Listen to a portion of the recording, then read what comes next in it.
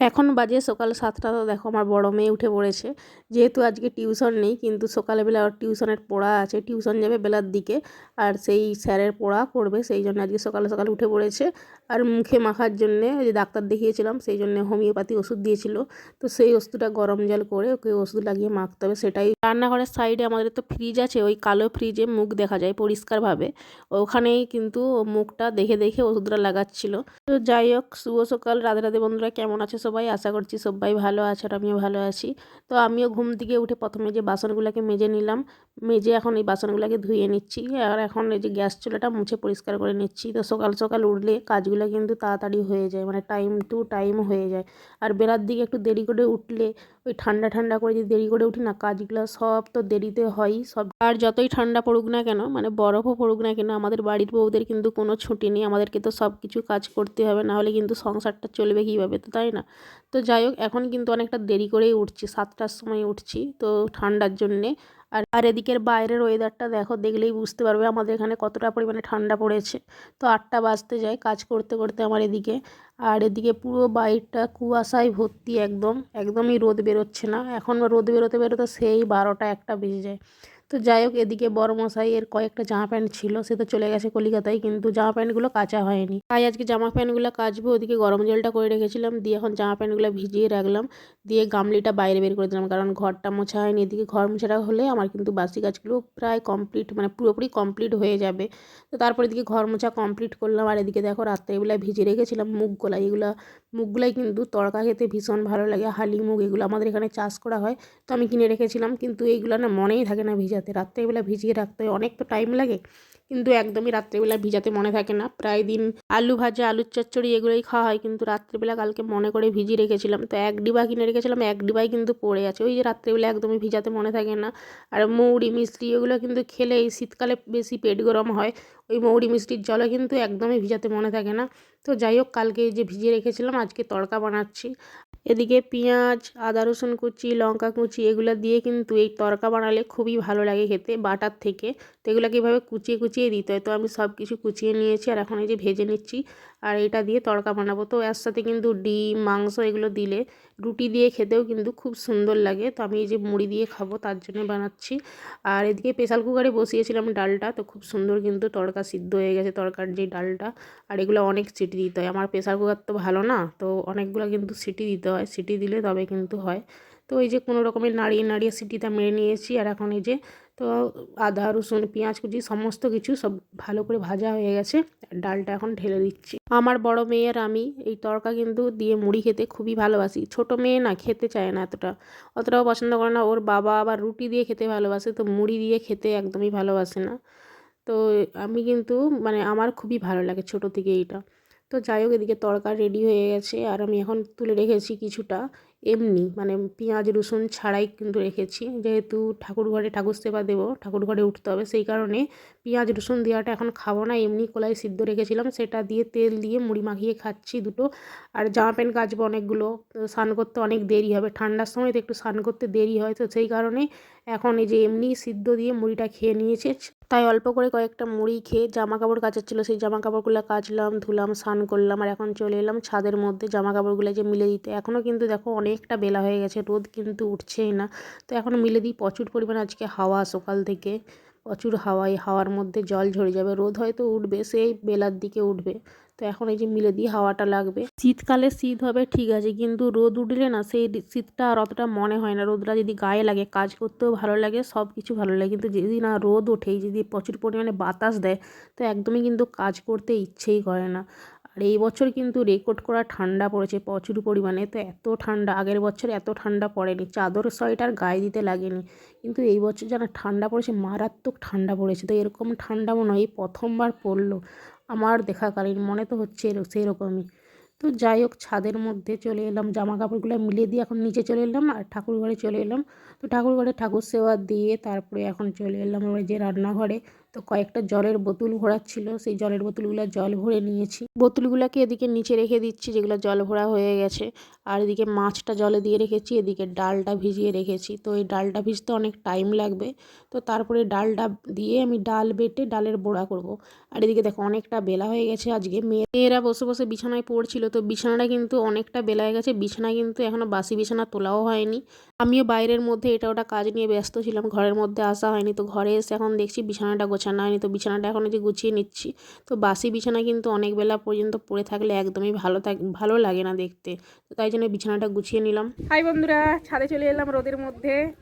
তো এত ঠান্ডা লাগছিল, প্রচুর পরিমাণে বাতাস দিচ্ছে, সেই কারণে ছাদে আসলাম একটু রোদে বসবো। আজকে রান্নাবান্না সেরকম কোনো ঝামেলা নেই, কারণ বড় মেয়ে যাবে তার এক বান্ধবীর বাড়িতে। তো ওখানে বার্থডে বাড়ি আছে, ওখানেই খাওয়া দাওয়া করবে বড় মেয়ে, আর আমি আমার ছোটো মেয়ে দুজনে খাওয়া দাওয়া করবো। তো সেরকম কোনো রান্নাবান্নার ঝামেলা নেই, পরে করবো একটু। এখন একটু রোদে বসে রোদ পোয়াচ্ছি। আর এদিকে দেখো, এদিকে আমার মেয়ে, আর এটা আমার জায়ের মেয়ে। ওর অনেক ফুলের বাগান আছে, কি সুন্দর একটা ফুল ফুটেছে লাল, তো সেটা এই যে দেখাচ্ছে। কতগুলা ফুল ফুটেছে পায়েল? 3টা। ওর ফুলের বাগানটা তোমাদের সঙ্গে একদিন দেখাবো, দেখাচ্ছি তোর ফুলগুলা। শুধু গাছই দেখা যাচ্ছে, ফুলটা দেখা যাচ্ছে না। ওই যে ড্রাগন ফলের গাছ ওইদিকে টবে লাগানো আছে, ফুলের গাছগুলো ওই সাইডে আছে। নার্সারি থেকে অনেক ফুলের গাছ এনেছে ও আর ওর বাবা দুজনে মিলে। ওদিকে যাও ভালো ফুলের গাছটা ওদিকে। তো এই যে ও অনেক ফুল লাগিয়েছে এখানে, তো ঠিক মতো বোঝা যাচ্ছে না এত দূর থেকে। কয়েকটা ফুটেছে গাঁদা ফুল, আর কি লাল ফুল হয়েছে সব।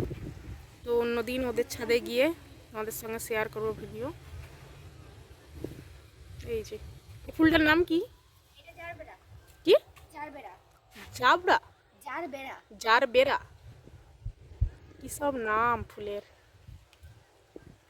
খুব সুন্দর ফুলটা। ফুলের কালারটা খুব সুন্দর, একদম গোলাপ ফুলের মতো কালার। ঠিক আছে, রেখে দে কাপড়টা নামিতে। এই দেখো আমার মেয়ে আবার চলে গেছে এইদিকে, প্রচুর বাতাস দিচ্ছে, রেখে দে। আমার ওটা জায়ের মেয়ে, তো বলছিল যে জেঠিমা আমার ফুলগুলা তুমি দেখাও না, কত সুন্দর সুন্দর ফুল ফুটেছে, তো আমাদের ছাদে এসে তুমি একবার দেখাও ফুলগুলা। মানে ও ফুলগুলা দেখালে ও খুব খুশি হবে, কিন্তু যেহেতু আমি আজকে গেলাম না ওদের ছাদে, তো দূর থেকেই দেখালাম। তো যাই হোক, আজকে কিন্তু প্রচুর পরিমাণে বাতাস, তোমরা তো দেখে বুঝতেই পারছো, সকাল থেকে এত পরিমাণে হাওয়া দিচ্ছে বাতাস। তো আবার কিন্তু ঘুরে ঠান্ডা পড়বে, আর সতর্কতা জারি হয়েছে আমাদের এদিকে, ঠান্ডা এত পড়বে 6 দিন ধরে। তো যদি ঠান্ডা পড়ে কি হবে কে জানে, মানে ঠান্ডাতে কি করে ঘর থেকে বেরাবো, কি করে স্নান করব।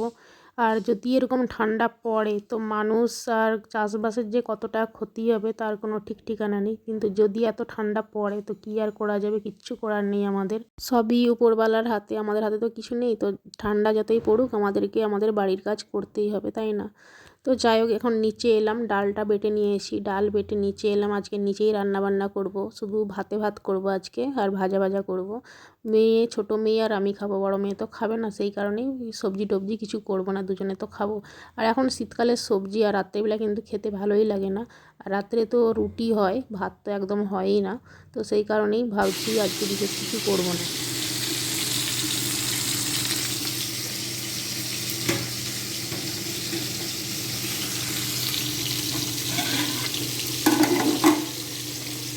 ভাতটা একদিকে বসিয়েছিলাম, ভাতটা হয়ে গেছে, নামিয়ে নিয়েছি। আর এদিকে কাতলা মাছ ছিল আগের দিন, সেই কাতলা মাছের মুড়োটাকে ভেজেছিলাম। মেয়ে এদিকে দেখো মাছের মুড়ো খাচ্ছে, ওকে তাকে স্নান করিয়ে দিয়েছিলাম, স্নান করিয়ে দিয়ে আমি রান্না করছিলাম। আর এদিকে মাছের মুড়োটা ভাজা হয়ে গেছে, এখন মাছের চাকাগুলোকে সব ভেজে নিচ্ছি। তো অনেকগুলোই কিন্তু মাছ ছিল, দুবেলা হয়ে যাবে। আর মাছগুলোকে একদিকে সবই ভেজে নিচ্ছি, কারণ মাছটা অনেক দিন আনা হয়ে গেছে, তো ফ্রিজের মধ্যেই ছিল। তো অনেক দিন হয়ে গেছে, তো ভাবলাম যে আজ আর কিন্তু বেশি দিন রাখলে মাছটা ভালো লাগবে না খেতে। তো আজকে যা ছিল সবই ভেজে নিচ্ছে এদিকে, দুবেলা ধরে মাছটা খাওয়া হয়ে যাবে। তো যাই হোক, ওদিকে মাছ ভাজা কমপ্লিট হয়ে গেছে। এখন এই যে দেখো ডালের বড়াগুলোকে সব ভেজে নিচ্ছে। আর মেয়ের দেখো কী শখ, ও রান্না করবে, বলছে মা আমি ডালের বড়াটা করব। তো ছোট বয়সে কী শখ, এখন তো পারবে না, তো এখন বলছে করব, যখন বড় হবে তখন কিন্তু আর করতে চাইবে না। আমরাও কিন্তু ছোটোবেলায় এরকমই ছিলাম। তো তো রান্নাবান্না করতে চাইতাম, কিন্তু এখন যে বড় হয়ে গেছি, এখন বিয়ে টিয়ে হয়ে গেছে, এখন সবসময় এই রান্নাবান্নাই করো। এখন চাইলেও কিন্তু আর রান্নাবান্না একদিনও বন্ধ করতে আমরা কিন্তু পারবো না, রোজের কিন্তু করতেই হবে। মেয়েকে এদিকে বলছি তুই উল্টাতে পারবি না, তবু দেখো আমার কথা শুনছেই না, তো বলছে আমি উল্টাবো। তো একটা একটা করে কিন্তু ভালোই উল্টে দিয়েছে মেয়ে। তো আর এদিকে বড়াগুলো আমি সব ভেজে নিয়েছি, এখন ভাতটা বেড়ে নিয়েছি মেয়ের আর আমার দুজনে মিলে। আলু সিদ্ধ দিয়েছিলাম, আলু সিদ্ধটাকে পেঁয়াজ লঙ্কা দিয়ে মাখিয়ে নিয়েছি। আর ডালের বড়া মাছ ভাজা, গরম গরম ভাত কিন্তু এভাবে ভালোই কিন্তু খাওয়াই যায় সবজি টবজির থেকে। আর ডাল করলেও করতে পারতাম, কিন্তু কি বলো তো, ডাল কিন্তু আমার মেয়ে একদমই খেতে চায় না। তো অনেক বকাঝোকা করলে তবে কিন্তু ডাল খায়, আর আমার কিন্তু ডালটা একদমই পছন্দ না। বড় মেয়ে আবার ডাল খেতে চায়, সে যেহেতু খাবে না, তো ওই জন্য ছোটো মেয়েকে জিজ্ঞেস করলাম যে ডাল খাওয়ার জন্য, বলছে না আমি ডাল খাবো না, তো সেই জন্য ডালটা আর করলাম না। তো এদিকে আমরা দুজনে খাওয়া দাওয়া করলাম, বড় মেয়ে তো গিয়েছিল, তো খাওয়া দাওয়া করে বান্ধবীর বাড়ি থেকে এখন চলে এসছে। আর বিকেলবেলায় এই যে জামা কাপড়গুলো তো একদমই শুকনো হয়নি, মোটা মোটা জামা কাপড়, রোদ নেই তো এগুলো কি আর শুকনো হয়? তো যেহেতু একদমই শুকনো হয়নি, হালকা হালকা শুকনো হয়েছে, তো ভাবলাম এই যে দড়ির মধ্যে মিলে দিই। তাই দড়ির মধ্যে জামা কাপড়গুলোকে মিলে দিলাম। আর এখন যেহেতু সন্ধেবেলা হয়ে গেছে, তো মুড়িগুলাকে যে চালিয়ে নিচ্ছি, মুড়ি ভাজা হয়েছিল তো একদিন চালিয়েছিলাম, তো তার বস্তার মধ্যে সব মুড়িগুলো আছে, আর টিনগুলো একদমই খালি হয়ে গেছে, 2-3টা টিন। তো এখন সন্ধেবেলা বসেছি মুড়িগুলো চালাতে। আর সন্ধেবেলা কিন্তু ঠান্ডাতে একদমই ঘর থেকে বেরোতে ইচ্ছে করে না, কোনো কাজও করতে ইচ্ছে করে না, কিন্তু কি করব, যেহেতু মুড়িটা চালাতে হবে। আর বারান্দায় প্রচুর পরিমাণে হাওয়া দেয়, তো সকালবেলা ভাবছিলাম যে মুড়িটা চালিয়ে নেব, আর তো হাওয়ার জন্যে কিন্তু এই দুয়ারের মধ্যেই সন্ধেবেলা চালাচ্ছি, সকালবেলা চালানো হয়নি। বন্ধুরা, রান্নাঘরে চলে এলাম, রান্না বান্না করবো সেই কারণে। তো আজকে রাইস বানাবো ঘরোয়া পদ্ধতিতে, আর গাজর আর বিনস ছাড়া মেয়েদের জন্যে। তো চলো তোমরা দেখতে থাকো, রাইসটা বানিয়ে নিই। দুপুরবেলায় তো ভাত রান্না করেছিলাম, কিন্তু বড় মেয়ে খাবে না, আমাকে বলে গেছে। আমার কিন্তু চাল নিয়ে আসতে সময় একদমই খেয়াল নেই যে বড় মেয়ে ভাত খাবে না, তো তার চালটাও আমি নিয়েছিলাম, সেই কারণে ভাত কিন্তু অনেকটাই বেশি হয়ে গেছে। আর ভাতটা দিয়ে কি করব ভেবেছিলাম, তো ভাতটা গরম করার থেকে তো ভাবলাম যে ডিম আর মটরশুঁটি দিয়ে ভাতটা ভেজে ভেজে নিই, তো রাইসের মতো হয়ে যাবে, ওরা খেয়ে নেবে। আর রাত্রে কিন্তু ভাত খাওয়া হয় না, এখন রুটিই খাওয়া হয়। তো যেহেতু ভাতটা আছে সেই জন্যে ভাজা ভাজা করে নিচ্ছি, আর এভাবে কিন্তু ওরা খেয়ে নেবে, মাছ আছে আর ওদিকে সবজিও আছে, তো ওদের কিন্তু খাওয়া হয়ে যাবে এইসব দিয়ে। রাইস বানানো কমপ্লিট, ঘরোয়া চাল দিয়ে, ডিম দিয়ে মটরশুঁটি দিয়ে রাইস বানানো হয়ে গেছে।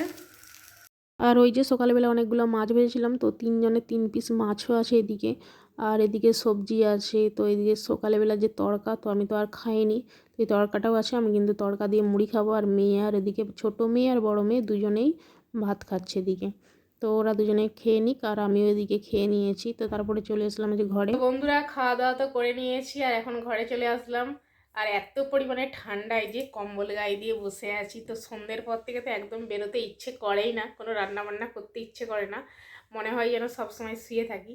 কিন্তু কি করব, মানে রান্না তো করতে হবে, আর আমাদেরকে খেতেও হবে, পেট তো আর চলবে না। তো যাই হোক, রান্নাবান্না করে খাওয়া দাওয়া করে নিয়েছি, আর আজকের মতো ব্লগটা এই পর্যন্ত শেষ করলাম। আর দেখা হচ্ছে অন্য কোনো ব্লগে। তো সবাইকে টাটা, সবাই ভালো থেকো।